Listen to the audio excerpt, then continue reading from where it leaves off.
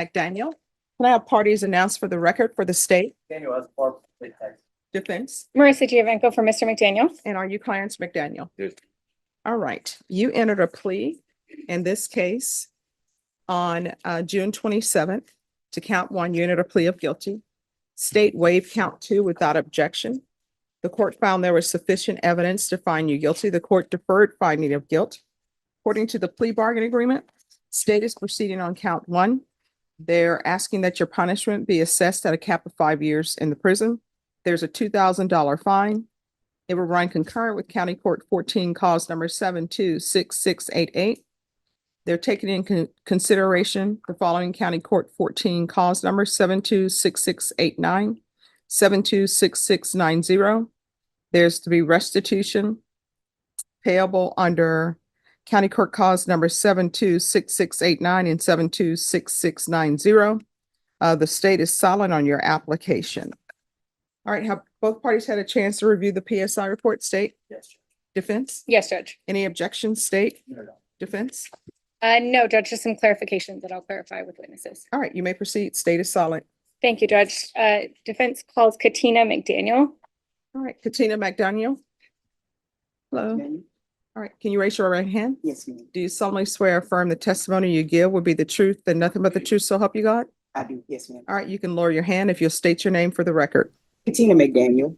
All right, Can you spell your name for the court reporter? Yes, it's a C like Charles, Atina. Thank you, Katina. May I call you Katina? Yes, ma'am. Thank you. And how do you know Clarence McDaniel? He is my oldest son. Okay. And can you tell the judge how many children you have? I have 7, Okay. and he's number 2. He's I'm sorry, number 3. Okay. Yes, But you did say he's your oldest the son. oldest son. Yes, Okay. ma'am. So it would be fair to say you have daughters that are older than him. Yes, 2 daughters that are older than him. Okay. And all of your children, you said 6, are they all living here in San Antonio? Yes, they are. Okay. Mhm. At the time that Clarence picked up this offense, was he living with you? No, he was not. Yeah, he had his own apartment. Okay. Who was he living with, to your knowledge? He was living with his girlfriend. Okay. And tell the judge about Clarence's childhood upbringing. Clarence had a pretty normal upbringing all the way up until he was 12. That's when he lost his father. For maybe 1 or 2 years after that, we had a little trouble, but I think it was him acting out because of his father's demise. I don't think he ever really fully came to terms with that. Okay. After his father passed away, did he have any male role models in his life? Not really, and that's the thing, because a lot of people offered to step up and nobody really did after his dad died. And what other family do you have living here in San Antonio? My mom lives here, my dad lives here, and I have 2 sisters that live here. Okay. And do you have family other places in Texas? I don't, but he has family that's in Houston. Okay. Clarence has family Yes, in Houston? yes, he is. Okay. Who are they?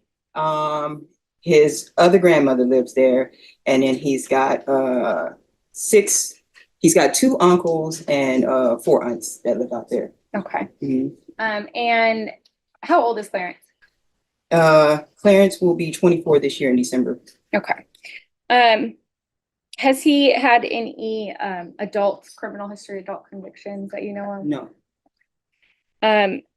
Tell the judge what kind of a person Clarence is. Clarence, he's a lot like his dad. He's real shy. Doesn't talk a lot. Kind of keeps to himself, but I would say he has some of my personality too. He can be smart. I mean, if he applied himself, he could really go places. Okay. And tell the judge about his girlfriend. What was going on when he got arrested in his life? Well, the relationship between him and the girlfriend, I don't really feel like it was all that great. I think maybe initially I felt like he got caught up in this due to her demands. I don't know, but I just really feel like that. Because he was the only one in the house that was really doing anything. She wasn't working or anything. And then they had took on the extra responsibility of trying to raise her mom's kid. Okay. Yeah. And how old was what do you her? mean? I'm sorry, trying to raise her mother's children? What do you mean? Yeah, the daughter took the mother, the girlfriend's mother had a baby, and his girlfriend took responsibility of the baby. Oh, so it's not his child and it's not the girlfriend's child? Right. Okay. It would be fair to say it was the girlfriend's sister. Right. Yeah. She was raising her sister pretty Okay. much. Yeah. And how old was this child? Do you know? She was young. She maybe was like, when they took possession of her, she was like 2 months, I think. Because I Brandon- think CPS had stepped in and the girlfriend offered to take responsibility for the child. So the girlfriend took placement from CPS Right. of an infant. Right. Okay. Mhm. And do you feel that was a lot of pressure I feel like it was. on Clarence? Let me finish my question. Yes, I'm sorry. That's okay. Okay.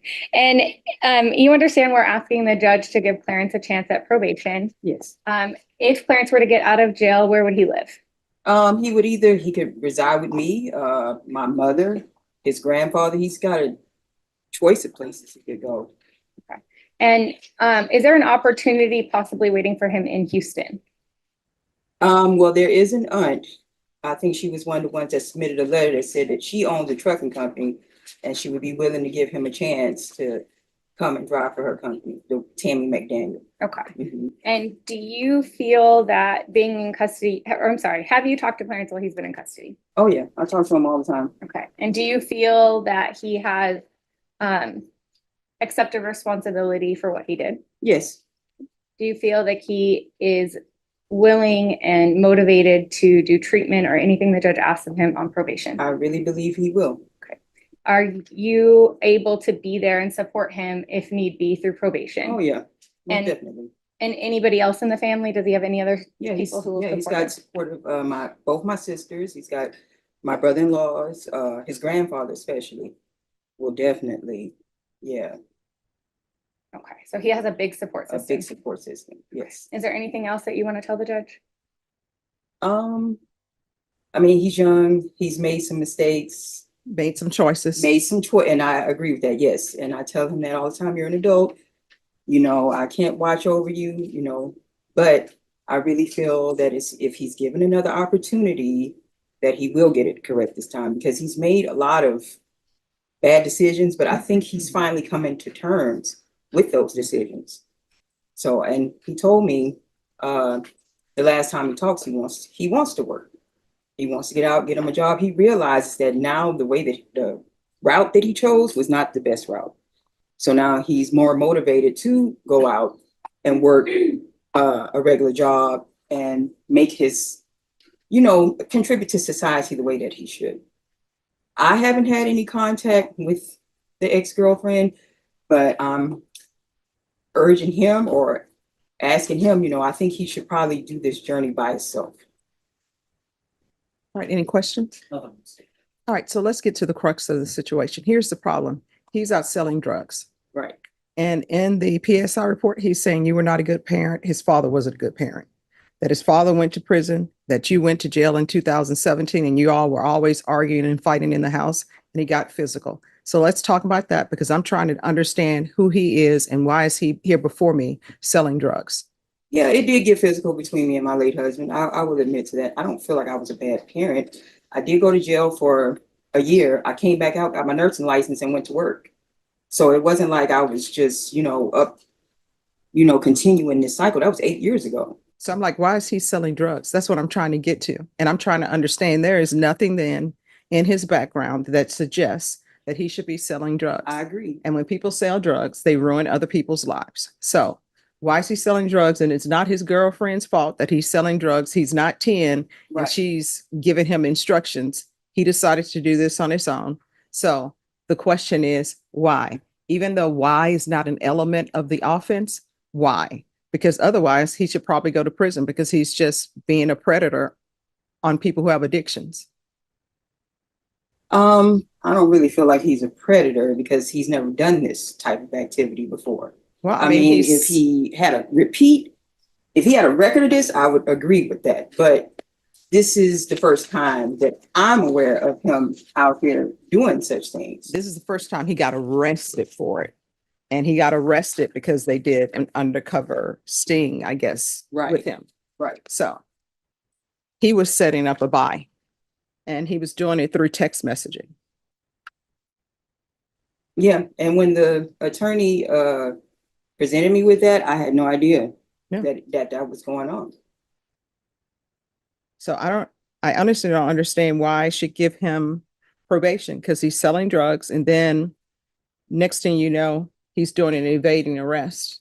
I know people always come before me. They're saying he's young, he can change, but why does change always happen once you're in court as opposed to doing something before? And in the PSI report, I don't know if you've read it, I've read it. It's saying that he would live 2 or 3 days at your house, then go live 2 or 3 days at his girlfriend's house. I don't even know where the girlfriend lives. No, what I'm saying is in the PSI report, he said that he would live 2 or 3 days at your house. 922. Right, so let's get to the crux of the situation. Here's the problem: he's out selling drugs, right? 930. And in the PSI report, he's saying you were not a good parent. His father wasn't a good parent. Then he would leave and stay 2 or 3 days at his girlfriend's house. We stayed with the girlfriend longer than that. The only Oh, time he would come, huh? When you say we, who is we? No, I said he would stay. Yeah, that's what he said. He'd At say the- he'd at stay the- there for a no, I couple of said He would days. stay that longer than that. Yeah. Than 3 or 4 days. Mhm. The only time he would come back to my house is whenever they were having disputes. Mhm. And it really wasn't even that long. Yeah. So I don't know. It wasn't no 2 or 3 days. He was with her for a while. No. I agree that it was over a length of time, Hmm. but their relationship was one where he would stay at her house for a few days, then come and stay at yours, then go back and stay at hers for a few days. That's what I've read in the PSI report. Okay. Well, I'm just acknowledging that is not what it was. No, I understand. Mhm. All right. Any other questions? Not for this witness, Judge. Thank you so much for Oh. coming in. Thank you. Yeah. Defense calls Clarence McDaniel. All right, you want to raise your right hand? Do you solemnly swear affirm the testimony you give will be the truth and nothing but the truth, so help you God? Yes, ma'am. All right, you can lower your hand, state your name for the record. Clarence McDaniel, Thank you, Judge. Clarence, tell the judge, how old are you? 23. And I know the judge has already read the PSI, but tell the judge how your dad passing affected you. Didn't really have a father figure and nobody to look up to when he passed. And I didn't really, I didn't have really a father figure once he left. Was it hard on you? Yes, ma'am. And tell the judge about your girlfriend that you were with when you got arrested. It was like any young relationship, it's kind of a little rocky, trying to have stability and take care of a kid. But I did the best I could do. Okay. And tell the judge how you got custody of a 2-month-old baby. We had to make sure we had an apartment in the car to somewhere for the baby to live, and then somewhere to get the baby back and forth to. And Child Protective Services just decided this was a great idea. Okay. That's my understanding, Judge. Is that what happened? Child Protective Services put the baby with your girlfriend? Yes, Okay. And who was all living together? just me, her, and the baby. Okay. And how was that? Was it easy having an infant? It was pretty stressful. It was pretty stressful. Were you working? Yes, ma'am. Where were you working? Working, I was doing temp agency jobs, really. Okay. So not consistent, or was it consistent work? It was sometimes consistent, yeah. Definitely. I believe you told the pretrial officer this was the only time you had ever attempted at selling drugs. Is that correct? Yes. You had never sold drugs to anyone else before this day. No, ma'am. And what made you, that's the judge, you heard the judge, that's her question. Why? Why did you decide to sell drugs? I was really just trying to support my habit, you know what I'm saying, support my youth. I just started using and I was just trying to support my youth and doing that. Okay. Were you also trying to get money for the baby or just for your habit? Mainly just for my habit, but I mean, I have to, babies have needs too, so yeah. Okay. Now, have you been in tell the judge your girlfriend's name. Tasharia Harper. Tasharia. Have you been in communication with Tasharia while you've been in custody? When was the last time you talked to her? I believe on last Sunday. Okay, so still recently. Okay. Are you planning on still being with Tasharia when you get out of jail? I'm not quite too sure. I don't know really. You know, when you go to jail, you see kind of who there for you and who's not. So I don't know. I probably just try and work and get somewhere to stay by myself really for now. Okay. Where are you planning on living when you get out of jail? If you get out of jail? Grandma's house. Your grandma's house. So where does she live? She lives on the east side where my mom stays. Here in San Antonio. Okay. And where do you want to look for a job? I got an opportunity right now with the Buttercrust Corporation, Okay. What would you be doing for Buttercrust? loading up trucks and unloading them. Okay. And I know we've talked about the possibility of driving a truck for your aunt or uncle in Houston. Is that also a possibility you would consider? Yes, ma'am. I just got to get my driver's license. Okay. So you would have a job lined up either way. Yes, ma'am. Okay. Now, you've told the judge and the pretrial officer about your drug use. You've been in custody for a while. Are you motivated to stay clean? Yes, ma'am. Okay. You understand that if the judge were to give you probation, she could give you inpatient treatment, outpatient treatment. You'd have to drug test frequently, possibly go to AA or NA classes, all sorts of things. You understand that? Yes, ma'am. Are you willing to do all of those things? Yes.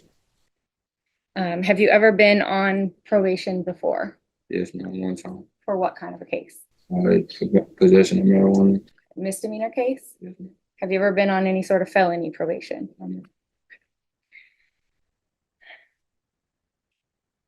Do you have anything else you want to tell the judge? I'm not a distributor. I don't distribute drugs. It was my first time ever trying to do that, and 2019. All right, the court is going to find you guilty. Court will sentence you to 5 years in the prison. 2027. Give you credit for any time served. I was just trying to support my habit, trying to say. I'm sorry, one more question. I think the PSI says something about you think that they thought you could have made better choices. Who were you talking about when you said they? The people that was affected by my actions. Okay. What about you? Do you think you could have made better choices? Yes, ma'am. No further questions. And stay silent, do they? They're allowed to present questions if it's regarding facts. Yes. On the date of your arrest, you were by yourself, weren't you? Yes, sir. So your girlfriend wasn't involved in this. No, sir. And then you were in possession of 130 fentanyl pills. No. Well, the police report says that S1 advised me that he was trying to sell 130 fentanyl pills. The one I seen said 100. The police report I read said 100. Nothing to say. All right. So I'm assuming in your thought process, you had to get pills from somewhere to be able to sell them, or did you make them in a lab? I don't make drugs. So you had to get them from somewhere. Stomping and I was walking to the store. Oh, you're saying you just found them on the ground? Yes, ma'am. Like somebody dropped them and I found them. Oh, then how did you know they were fentanyl? Searched up what was on them on my phone, and they didn't come back for 15 pills. All right. So you're saying somebody just dropped fentanyl pills on the ground. That's your story. Yes, ma'am. Okay. All right. Anything else? Just argument, Judge. All right. Court will hear argument. Judge, Mr. McDaniel is 23 years old. He has very limited criminal history. I understand this is a very serious offense. However, he is highly motivated to do anything and everything on probation if given the opportunity. And this isn't a case of a hardened drug dealer, of a person who, you know, has been selling for years and years. This is a new user, a new dealer. Unfortunately, the first time he's selling, he sells to an undercover cop, and he deserves a chance to show that he can change. He deserves a chance at rehabilitation. He deserves a chance to turn his life around. And that's all we're asking for. All right. The court is going to find you guilty. Court will sentence you to 5 years in the prison. Give you credit for any time served. This will run concurrent with County Court 14, cause number 726688. Take in consideration, County Court cause number 726689, 726690, 2024 CR 4841. And the complainant is saying that she wants her deductible for the vehicle that he hit. Yes. And that is in, 500. yes, $500. And let me see which clause number that is in. All right. There's to be restitution of $500 to Roxanne Pereira. And cause number 726689. With regards to Escalante Javier, the court does not have any restitution in the PSI report, so the court is not ordering restitution in that. The court will note that this PSI has been pending since July, so person would have had time to give a proposed restitution amount. All right. And I'll order the therapeutic community. Did you review the document entitled Trial Court Certification of Defendant's Rights to Appeal with your attorney? Did you understand it and sign it? All right, because this is a plea bargain agreement, because I followed your plea bargain agreement, and because you waive your right to appeal, you do not have the court's permission to appeal. Because this is a felony conviction, you're not allowed to own or possess any weapons or ammunition. If you have a question of what a weapon or ammunition is, you'll need